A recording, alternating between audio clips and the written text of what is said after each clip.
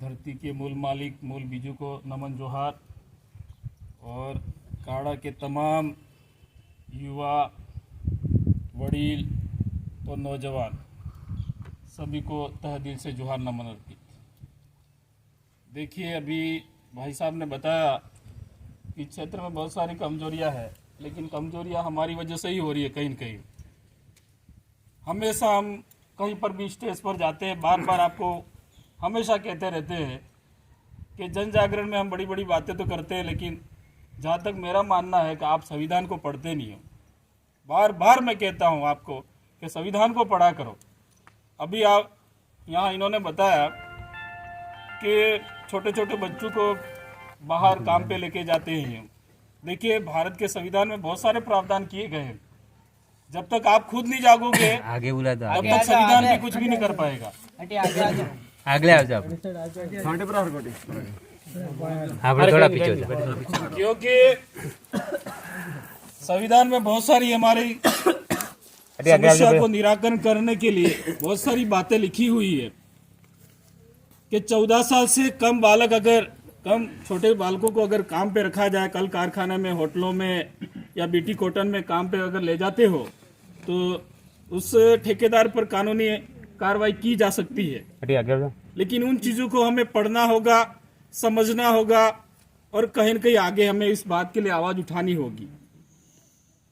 साथ ही साथ इन्होंने बताया कि हमारे क्षेत्र में यहाँ कई लोगों को थाने की कचहरी में घूमना पड़ता है, बार बार जाना पड़ता है।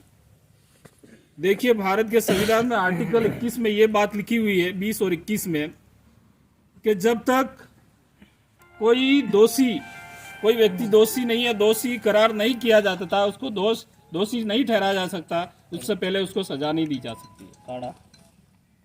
और आर्टिकल 21 में यह भी कहा गया है कि एक व्यक्ति को एक बार से ज्यादा सजा नहीं मिल सकती है। यानी उसने एक बार गुनाह किया है तो एक ही सजा मिलेगी, ऐसा नहीं है कि उसको दोबारा सजा दी जा सकती है।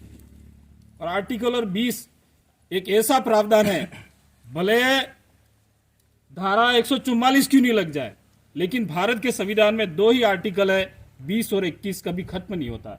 न राष्ट्रपति उस पर शासन लागू कर सकता है, न कोई भी नहीं लागू कर सकता है।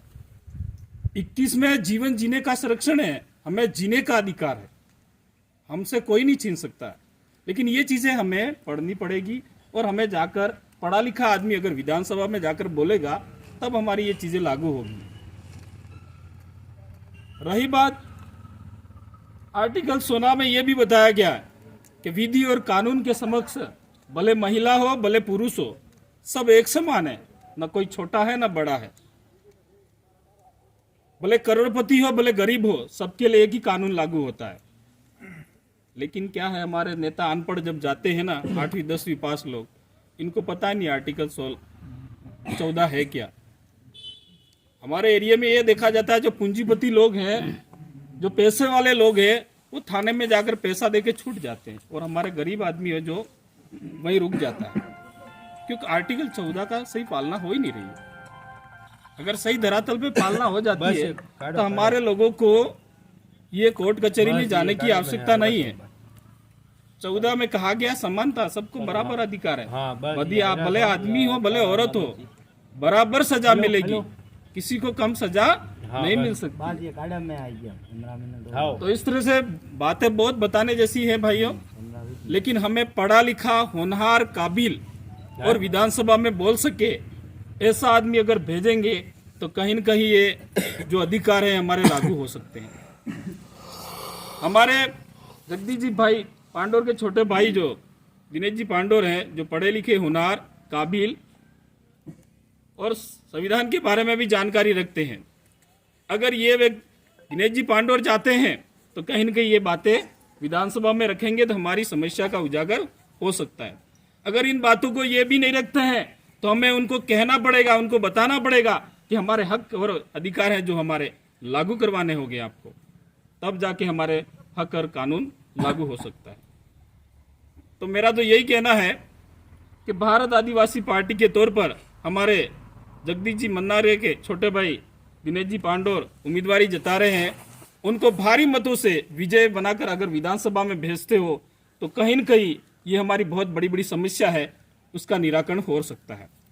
और उनको जिताने के लिए हमारा एक प्रतीक चिन्ह दिया है दिल्ली सरकार ने, गेड़िए और बॉल का चिन्ह दिया, उस पर बटन दबाकर विनय दिनेश जी पांडोर को हमें विधानसभा में भेजेंगे तो हमारी समस्या उजागर हो सकती है। इसी बात को मैं विराम करते हुए अपनी बात को ये विराम करता हूँ। जय जोहार, जय प्रकृति, जय भील प्रदेश, जय कुदरत।